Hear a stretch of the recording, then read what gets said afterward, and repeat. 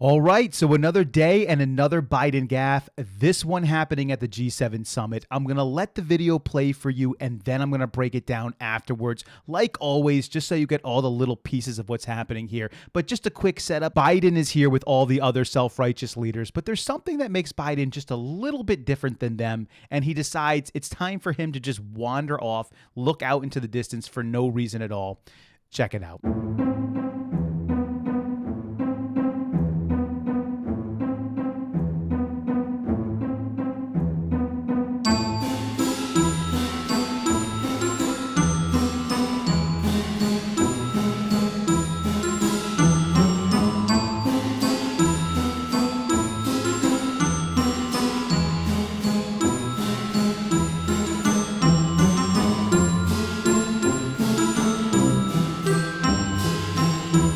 Okay, so this is obviously sad, nothing that we haven't seen before, but let me break this down for you. So we have the G7 summit here, and we have all these world leaders outside, and obviously they're looking for photo opportunities and other things. So we have Biden. You can already see that he's kind of off on his own. They haven't corralled him in to where he needs to be. They really need to get this guy locked in, not on the outside. So that's mistake number one here. You never want to have Joe Biden on the outside of the group because it's likely at that point he's going to wander off. He's going to lose attention. And that's really what's happening here with Joe Biden. So as I play this, he's forgetting what's going on. So right now his brain's kind of going blank and he doesn't really know what's happening. Where is he supposed to be? What's he supposed to do? Now, Georgia Maloney realizes pretty quickly that he's wandering off. At this point, I'm stopping it, but she's kind of blocked by this military personnel here, but she knows, she's seen him wander off like grandpa at a party and he's gone. So she's aware of it. Now, she doesn't want to try to make it look like too big of a deal and maybe Biden will wander back. So she's going to make her way over in that direction to try to save the day. So here she goes. She wanders over there. Then she kind of stops, okay?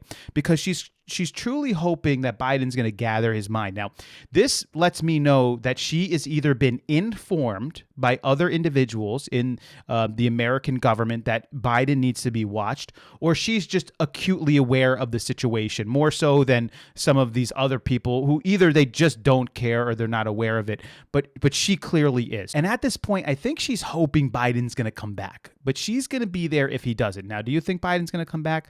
Obviously not. So she's got to make her way over there, and then she turns him around to bring him back to where he's supposed to be. Now, again, he's clueless right now. He doesn't know where he is. So, and we've seen him do this before. Like, you remember when Chuck Schumer, he shook Joe Biden's hand, and then he went, and then within like a few seconds, Joe Biden had forgot that Schumer had shook his hand. This is what happens when you have dementia. You just go blank, you forget, you're not exactly sure what you're supposed to be doing. So now she kind of reminds him, he's like, okay, over here, I guess. And notice what happens here.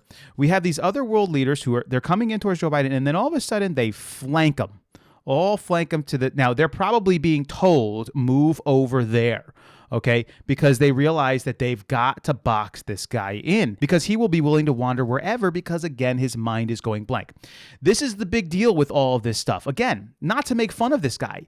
He is the leader of the United States of America, the most powerful country that has ever existed on planet Earth. He is the leader of the free world. Again, leader of the free world.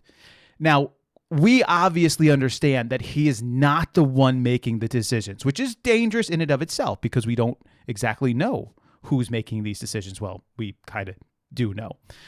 But they're trying to tell you and me and the rest of the American people that this man is fit to serve for an additional 4 years after his time in presidency is up. An additional 4 years. His mind just went blank. And this isn't the only time this has happened at the G7 summit. This is him actually coming off of the plane for the G7 summit.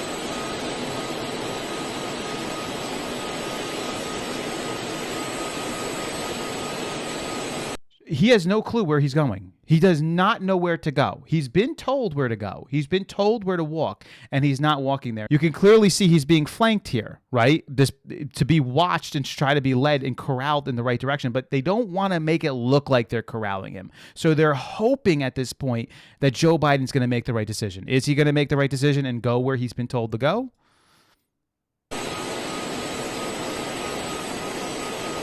Nope. He continues to wander off. And now this guy is going to have to say, hey, Biden, Joe. And then he's going to have to point his arm and re-show him where to go. Then he flanks him on the other side so that Biden cannot walk that direction again, because he's worried that if he goes on the other side of him, that Biden may wander off again. And that would look really bad. I mean, he wandered off once. He's going to wander off again.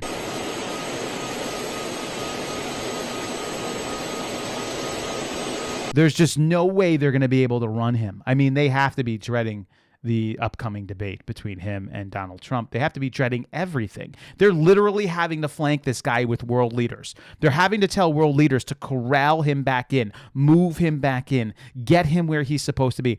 And he's making mistake after mistake. After this, he also made another mistake where he actually saluted the Italian Prime Minister, Giorgia Meloni. Saluted her for what? You don't go and salute Giorgia Meloni. And then he was near her and saying some weird little things, and she also had to try to guide him on to where he was supposed to go. He's literally like a child, unsure of where he's supposed to be at. But every time they get on MSNBC or every time they get in front of the cameras, he's as sharp as a whip. He's the smartest person in the room. He's got everything figured out. He's an amazing diplomat. He's got all these strategic knowledge.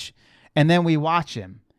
Pretty much every moment he's out there seeing the truth, the complete opposite, and the reality that this is a man who has no business being the president of the United States. He needs to go home. I mean, he probably should go to prison because of what he and his crony family has done in taking all that foreign money through all of their different accounts and putting it into their pockets. And right now, just so you know, they're funneling all this money that's going to Ukraine and every other thing that they're doing. All of that money is getting funneled into direct areas where they have access to it, them and others who are like them. All these people are complete cronies.